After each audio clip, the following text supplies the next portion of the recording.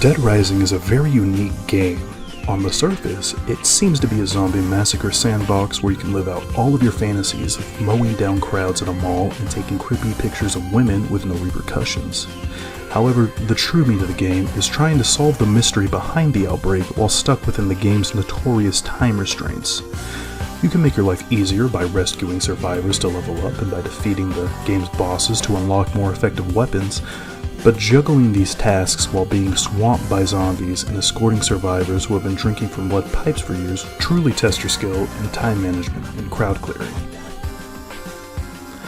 Playing this game is very similar to trying to make it to McDonald's before breakfast ends at 10:30. Your route takes you through a school zone full of jaywalking elementary schoolers, and brother, it's 10:20.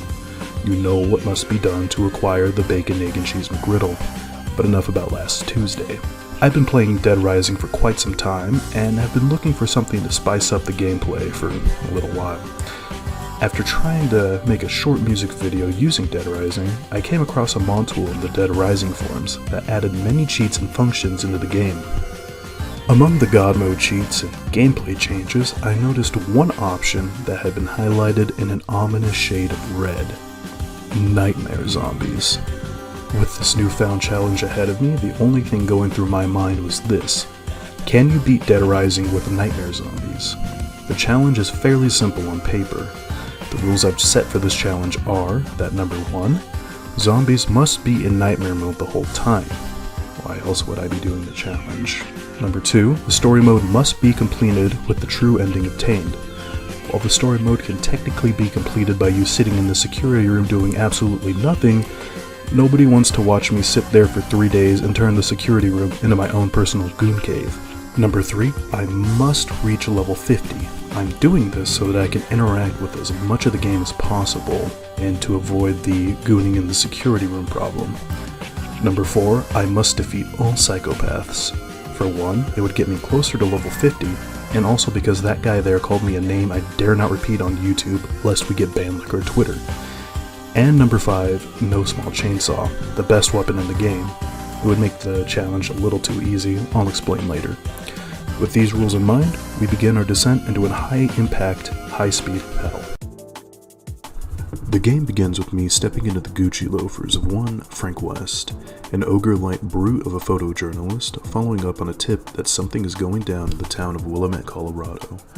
Our progress on the run begins with us taking pictures of the world's most brutal tickle fight, a metaphor for the American education system, something that will be on LiveLeak in about a week or so, and the most poorly timed hug I have ever seen. Doing this has given me an ever so slight boost to my PP, or prestige points. PP is what you need to level up and increase your chances of survival. With my PP gone from flaccid to a mild chub, I asked my helicopter pilot to forgive me for the amount of PP jokes I'm going to make in this video and take me to the center of town. On our way there, we are accosted by the biggest party poopers to have ever existed, the federal government. The pilot takes evasive maneuvers, and in the process, I lose what I assume to be either camera equipment or Marcellus Wallace's soul. Frank instructs the pilot to take him down to the helipad, where he proceeds to jump out of the helicopter, fail the landing, and die instantly, failing our run. And just kidding. Death comes later, and with a vengeance for making light of it with this joke.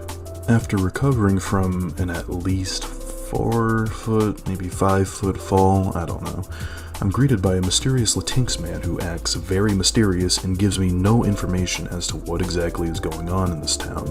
While something does seem off about this character, I ignore any voices in my head that tell me this man is any sort of villain. After finishing my conversation with my new best buddy Carlito, I go into the security room for a quick game of Five Nights at Freddy's.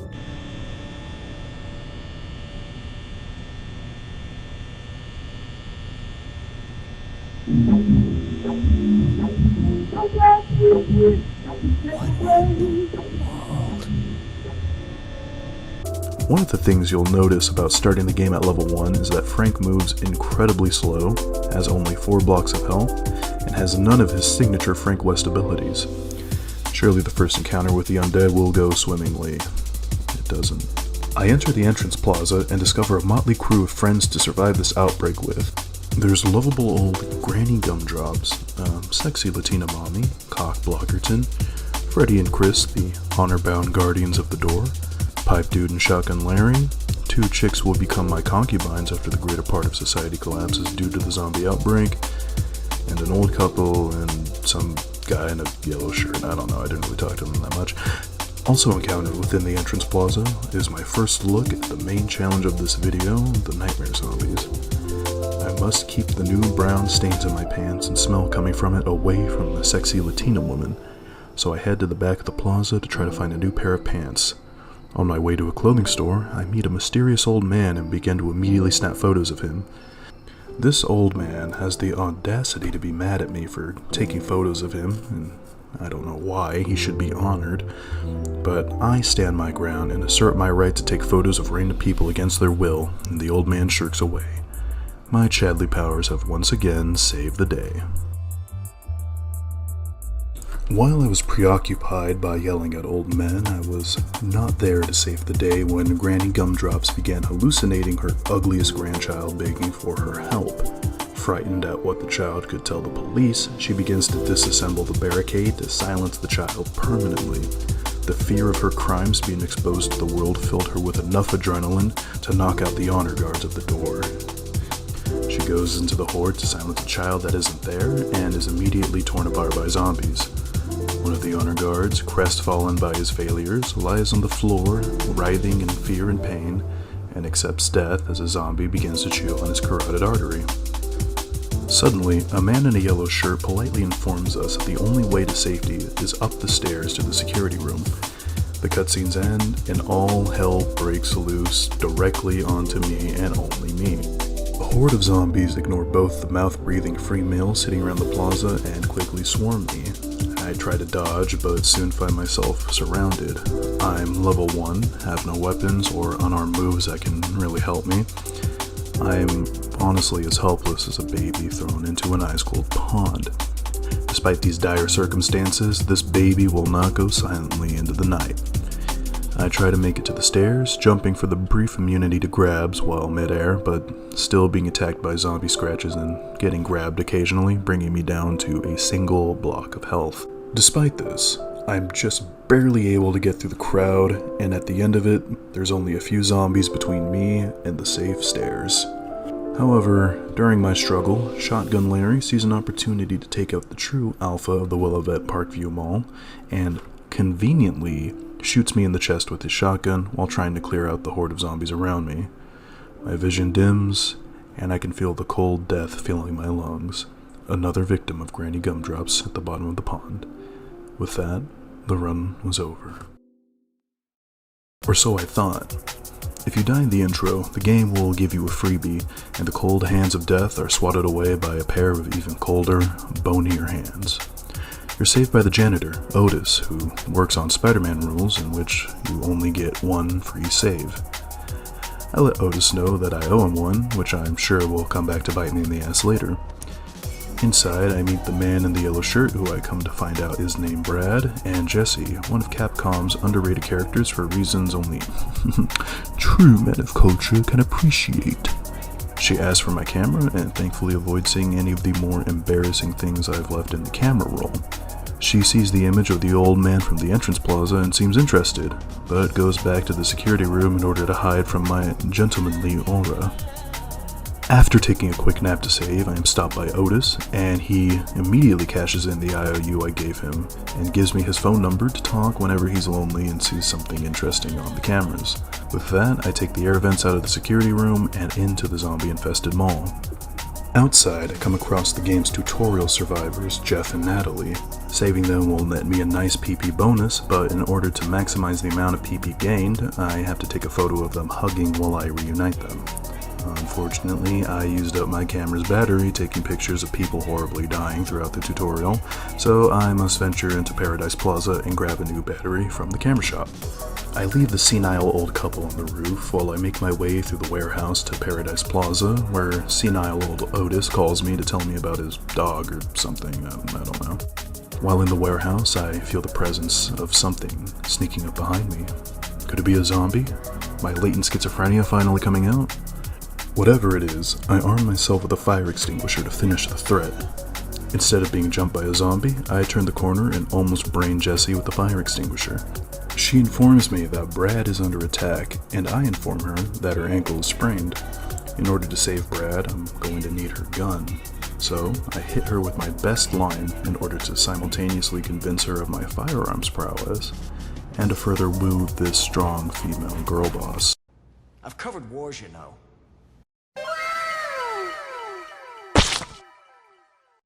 With the pistol acquired and the Jessie moistened, I move into Paradise Plaza, and I am immediately swarmed by the undead. The camera shop I need to get to is thankfully right next to the warehouse entrance, so I go in and quickly replace my battery. The horde is as vicious as it was in the entrance plaza, but this time I have a baseball bat that I picked up on the rooftop, which is able to knock down many of the zombies in front of me. I head back up to the roof and find Jeff, who somehow managed to hurt himself on the empty rooftop. Considering his wife is only a stone's throw away from him, and yet he cannot find her, I assume he choked on air and lost almost half of his health during the 5 minutes I've been gone. Anyways, I recruit Jeff for a nice 5,000 PP and reunite him with his similarly demented wife. Taking a photo of these lead-poisoned boomers hugging nets me a nice chunk of PP, and I level up to level 2. I recruit Natalie and take the two to the security room, taking me all the way up to level 3, and unlocking the jump kick move, which will prove incredibly useful throughout the run. Before I go to help Brad in the food court, I stop to pick up a mannequin torso. Mannequin torsos do an ungodly amount of damage for some reason, so taking one to speed up a boss fight will be necessary during the early parts of the run before I can find any better weapons. I grab a torso and immediately drop it in favor of a female torso for absolutely no reason at all. I have a bit of a feel now for what the zombies can do. I can dodge and weave through holes in the crowd, and if I'm surrounded, I can use my jump kick and baseball bat to clear out a short window of escape. Paradise Plaza is easily crossed, and I begin to think that this run might be easier than I was expecting. Entering the park, I realize I was horribly wrong, and I will be immediately punished for my insolence. The park is infested with a massive amount of zombies that all immediately detect me as I enter the area, and they swarm me. The low level that I am means that I am incredibly slow. Anything that slows me down further will be enough to get me surrounded by every zombie by the area and killed. On my way to the food court, I am ganged up on by a horde and have a bite taken out of my neck. As I kick my way out of the crowd, a zombie holding a knife slashes at me, bringing me down to a single block of health. I start sweating bullets when I see a bunch of zombies spawn directly in front of me in the food court entrance, but thankfully, with a bit of luck, I dodge a fatal swipe from a stray zombie and enter the food court to help Brad. I enter the food court, and I'm immediately met with a hail of gunfire, nearly cutting me in half. The only thing that could hurt me more in this food court is Brad's disappointed look when he sees me. Thankfully, the health bar only measures physical health, not emotional. We formulate a plan to attack the mysterious gunman, which I immediately ignore in order to heal myself with a refreshing gallon of chocolate milk. On my way up to defeat the gunman, Otis calls me at the most inopportune time, which will become a running gag of his, giving me an important quest that I must finish, but more on that later. I jump to the top of the facade to discover that our crazed gunman is in fact the friendly Latinx man from the roof. Truly, this is the ultimate betrayal in this game. Anyways, the fight is relatively simple. Take cover while he's shooting, close the gap, and attack. Despite taking several rounds to the chest and roundhouse kicks to the head, I managed to defeat the boss with only a few hits from my mannequin torso, and with that is the first psychopath of 19 or so defeated. Our gunman manages to get away, and during the confusion, I have technical difficulties that end up with me accidentally skipping the cutscene, so I'll just fill you in really quick. You're a civilian, you can't help us, we're on serious government business. I got a picture of your daddy. Okay, fine. After convincing Brad to let me go alongside him on his magical journey, he takes us to the entrance plaza to find the old man. During this, I notice that the zombies won't attack Brad whatsoever, and this confirms that the zombies won't attack NPCs, which I thought would make this run easier. However, we'll come to find out that it doesn't. The AI are still too stupid to survive. Brad and I leave the food court to head into the El Frasca Plaza. Generally, not much interesting happens or is within this plaza, but one of the worthwhile things about the area is the gym right next to the food court entrance. Not only does it have the closest bathroom to save your game in, but it also has several interactable treadmills and punching bags that will increase your PP. As Brad waited safe and sound by the entrance plaza, I smacked the punching bags to break them, netting me 2,000 PP each, with a nice 10k PP bonus after destroying them all. Moving on to the treadmills, I took a nice jog on all of the treadmills while contemplating the certain death that was looking me dead in the eyes and received yet another nice boost to my PP. Now after all that cardio, the fat around the base of my PP bar has receded, leveling me up 2 levels, giving me an extra health block, and the zombie red skill which will prove even more useful than the jump kick skill for getting out of crowds of zombies. After my workout, Brad and I reach the entrance plaza and meet with the old man, whose name is revealed to be Dr. Barnaby. Barnaby, realizing the chances a crotchety slow old man has against a mall full of undead Usain Bolts, has locked himself within a bookstore and won't come out. Smart move, and frankly, I would have done the same. Now he can sit in there and read all of the carpentry skill books, being able to make one hell of a base later on in the apocalypse. To convince him to leave, we're going to have to be able to guarantee him safe passage out of Willamette. Brad heads back to the security room to call for backup, and I'm left to my own devices in the entrance plaza. Day 1 of Dead Rising's 72-hour mode has a generally lower population of zombies in certain areas in order to ease new players into the game. Knowing this, I took a sigh of relief and answered Otis's phone call. As he briefed me on what was going on in the entrance plaza, I was immediately jumped by a zombie and his friends. Though zombie spawns or not, these bastards will not rest until I'm dead. I anger Otis by interrupting his phone call by having my jugular vein opened by a zombie's teeth. Apologizing for my ignorance, I listen to him talk about milk duds or something, I don't know, and proceed further into the plaza. I start by hitting up the antique shop, where I grab 2 battle axes to clear out zombies better than my baseball bat can. Almost on cue, after picking up the axes, a group of zombies run up to the shop and beg for their legs to be amputated, and I oblige them. I go to the shop across from the antique store and find a hidden survivor to save for some more bonus PP. Bill is hidden behind a wall of cardboard boxes. Apparently, he's an employee of the store that had been trapped behind a bunch of boxes containing a single baseball bat, plastic bear mask, or grapefruit. Frankly, I think he wanted to stay back there as long as possible to stay on the clock and then sue them when he was found later on. The only problem is that I caught him during the zombie apocalypse, ruining his plan. He leaves to go back home and is surprised by a corpse on the floor. Thankfully, this is the one time the old "he was a zombie, I had to kill him" trick works without a hitch, and I convince him to go with me to the security room. Before leaving the entrance plaza for the day, I put on a pair of cool sunglasses and am on my way. Transporting survivors is somewhat easier with the nightmare zombies than in the base game. Since the zombies ignore survivors, the only thing to do is to set a waypoint near the exit for the survivors to reach and lead the horde away while they run to it. Not having to worry about the survivors being eaten is a bit of a relief, as I will have a better chance dodging and fighting the zombies compared to the slightly less brain-dead residents of Willamette. While leading Bill back to the safe room, I stop in the food court to make the insanely useful Quick Step drink. Apparently, if you mix 2 gallons of milk into a blender, you can move insanely fast for short periods of time. Being lactose intolerant, this works for me in real life, but with a stomach pain debuff you don't get in the game. Anyways, I take Bill through the park and Paradise Plaza, and despite some close calls with my health, I get to the warehouse. Inside the warehouse, I'm surrounded by the slow cutscene zombies, and one really fast, really pissed off wasp. Killing the wasp triggers an autistic fit within the zombies, making their heads explode. Now, there will be zombies in the mall who spawn with these queen wasps on them. Taking the queen into one of Frank's suspicious jars and throwing it on the floor will kill every zombie within a small radius. Whatever. Just another day on this bitch of an earth, I don't care. Anyways, I got Bill to the safe house. Traumatized by everything he had seen on the way there, sure, but alive. Inside the security room, Brad and Jesse find that their calls to DHS HQ aren't going through, and that they're going to be trapped here until otherwise. I use the power of my cool sunglasses and leverage my helicopter ride in 3 days to get more information from the agents. Brad agrees and goes back into the mall to gather supplies. I too go into the mall. For tonight, I have things that are far more important than food or blankets. I have to kill people in order to make my PP even bigger. The main quest is on hold until the next morning, which gives me time to do anything I want until then. Tonight, I have several goals to complete for our first night within the mall.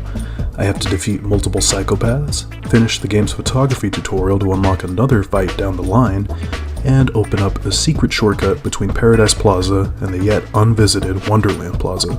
Surely for someone who has played an obscene amount of this game since release, this should be a piece of cake. I come to find out that it is not a piece of cake, not even a crumb of a cookie. I leave the security room and head over to Paradise Plaza to follow up on Otis's call earlier about another photographer I go to the cafe on the second floor to meet Kent, a fellow photographer who's pissed that I got in his shot while being chased by at least 10 zombies. One dead wasp later, and I convince him to give me a tutorial on photography that I totally, absolutely need. Stage 1 of the tutorial requires me to take a picture of this spiky-haired freak while he takes pictures of me. Easily done. Now the hard part. Kent requires me to take a picture of him doing his signature cool pose. Taking a photo of said cool pose under the constant barrage of zombies is rather difficult. He needs to be a certain distance from the crowd of zombies for him to take a photo, after which he will do his fruity-ass little pose, giving me a short window to get the photo at just the right angle to get the necessary 700 pp from the image. This is much harder with the zombies crowding us within this cramped sporting goods store. After a few minutes of clearing the zombies with Kent, I managed to take advantage of a zombie's AI getting tired and seeming to ignore us momentarily, and finally get to snap a shot of Kent in his pose, only to be a few pp shy of the requirement.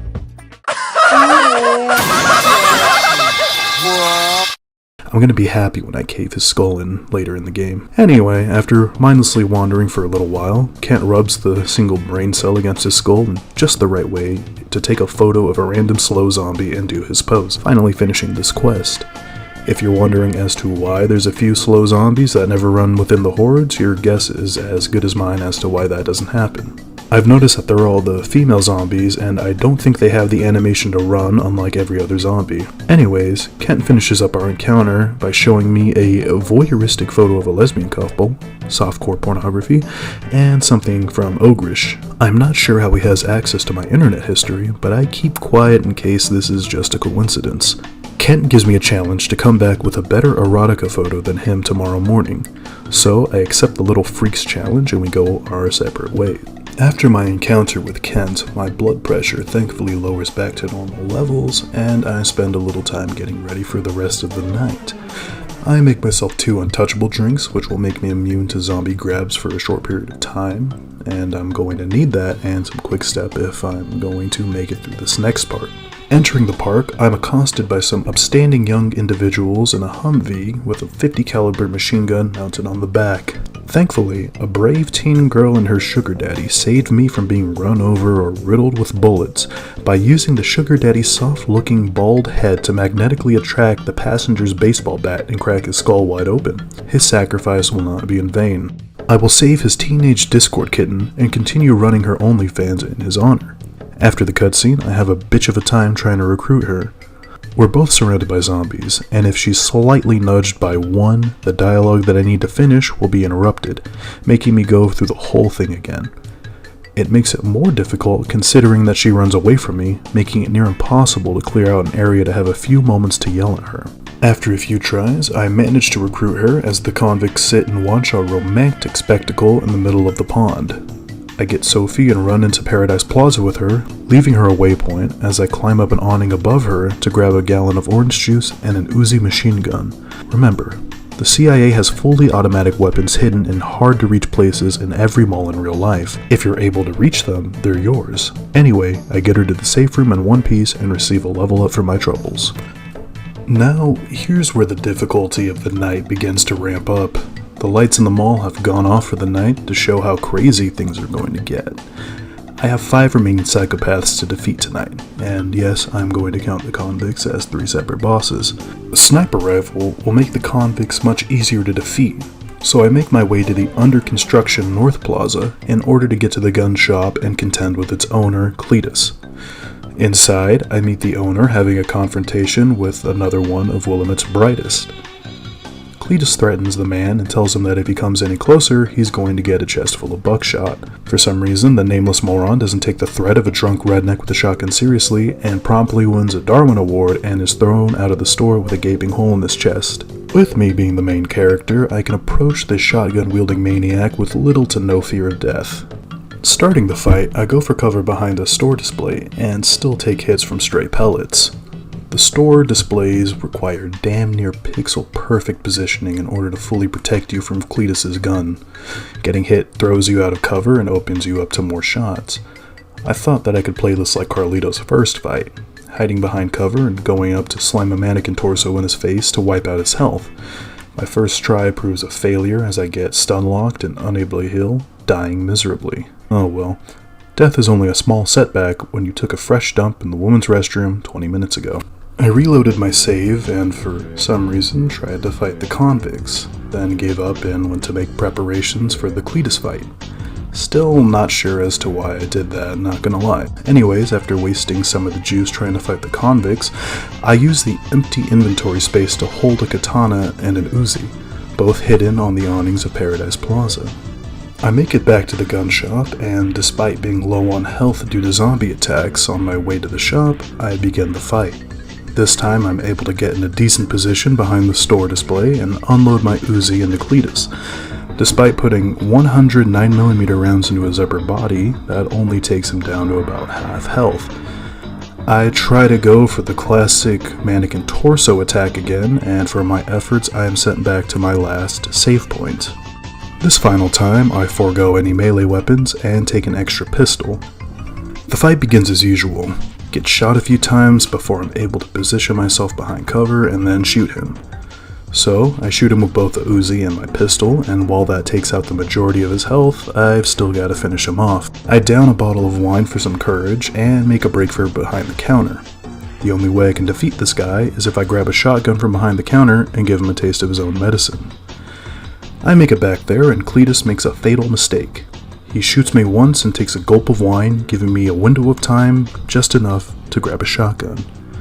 He can throw me out from behind the counter as much as he wants, but it's too late. I hit him twice with the shotgun and have finally defeated Cletus. He only takes 2 shotgun shells and starts to run away. What a baby. Cletus is swiftly punished for his cowardice by the fresh zombie of the man that he killed, and I do a cool pose as I watch the life fade from his eyes. With the fight over, my PP bar grows even longer as I reach the next level and gain another inventory slot. I use my newly expanded inventory to fill my pockets with the shotguns and sniper rifles that the fat redneck was so desperate to protect.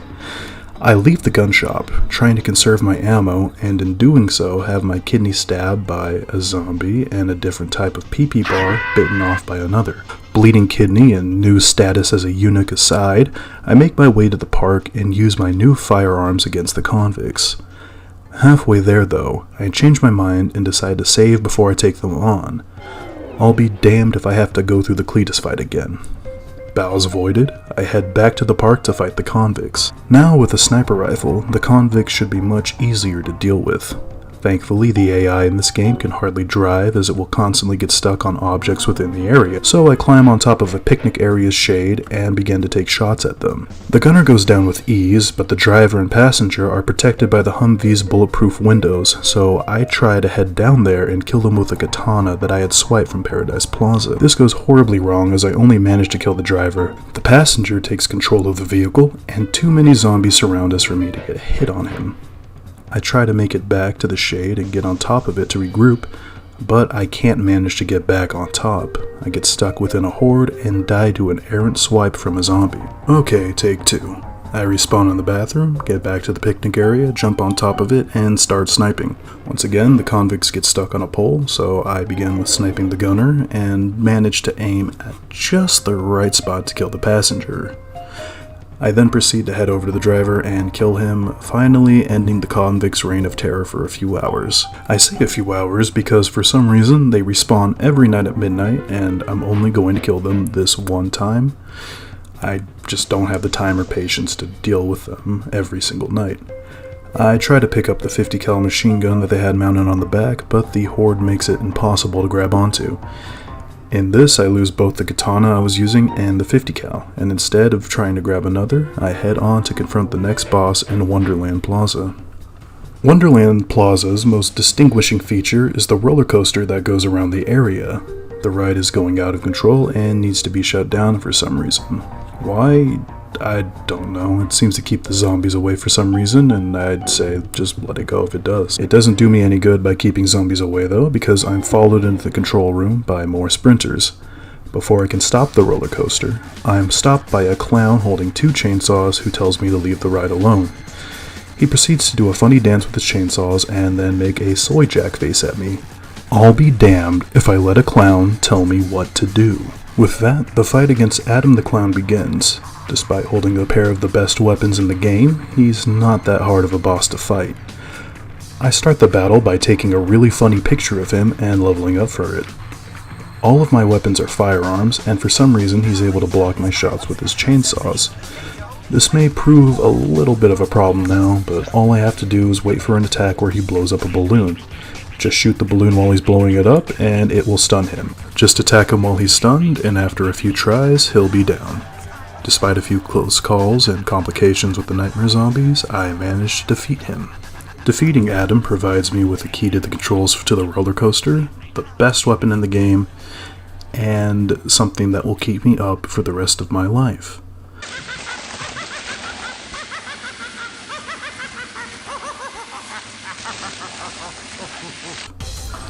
The small chainsaw does an insane amount of damage, can clear out hordes of zombies with just a few swipes, and if you get all 3 books that buff its durability, you get a weapon that lasts almost up to the end of the game. As nice as these would be, I thought that allowing myself to use them would make the game a little too easy, so I'm not picking these things up, as I am a true and honest, hardcore, dead, rising gamer. Leaving behind 2 of my favorite video game weapons of all time, I stop the ride and discover a man had been stuck on the ride during the whole fight. The passenger of the ride, Greg, thanks me for saving him and tells me that he can show me where to find a shortcut to Paradise Plaza. This leads me to a situation similar to the problem with recruiting Sophie back in the park. This time, I'm not able to recruit Greg until he unlocks a secret passageway into Paradise Plaza. The only way to get him to lead me to the shortcut is to be within a certain distance of him. If I'm within that distance, the zombies will surround us and Greg won't move. These silly fools are lucky that I have to rescue them for PP, or else I'd introduce a little chlorine into the gene pool of Willamette and do the world a favor. After 20 minutes in real time of running around, inching my way closer and closer to getting Greg back to the shortcut, and then stopping briefly to chat with a fellow CDG co-host, I beat Greg's sick games and get him to the shortcut. It's inside the women's restroom, and I've always wondered if that was used to creep on women in there. Sick folks work at this mall, and I shudder to think of what dwells within Otis's hard drive back at his house. I exit the shortcut back into Paradise Plaza. Now that I have finally recruited Greg, he will listen to where I tell him to go, so I set a waypoint ahead of me and drink a gallon of milk on what I thought was a safe awning. In all the time I've played this game over the years, I have never seen zombies get onto the cafe awning. What a cruel and sick world we live in. There are a few close calls when I'm surrounded at low health, but if I were to mention all of them, this video would be way longer than it is already. Anyways, I managed to get Greg to the safe house, and to my relief, he's a good friend of Otis's that will stay next to him for the rest of the game. Hopefully this old friend will keep him busy and prevent him from calling me to talk about candy or the people in danger he sees on the monitors. With that, the events of Night 1 are over. I fought all the psychopaths that spawn on Day 1, and I saved the one survivor that really matters. With the end of Day 1, I mentally prepare myself for Day 2, which will be filled with many more challenges, outdated AI from 2006, and more answers to the mystery of the outbreak.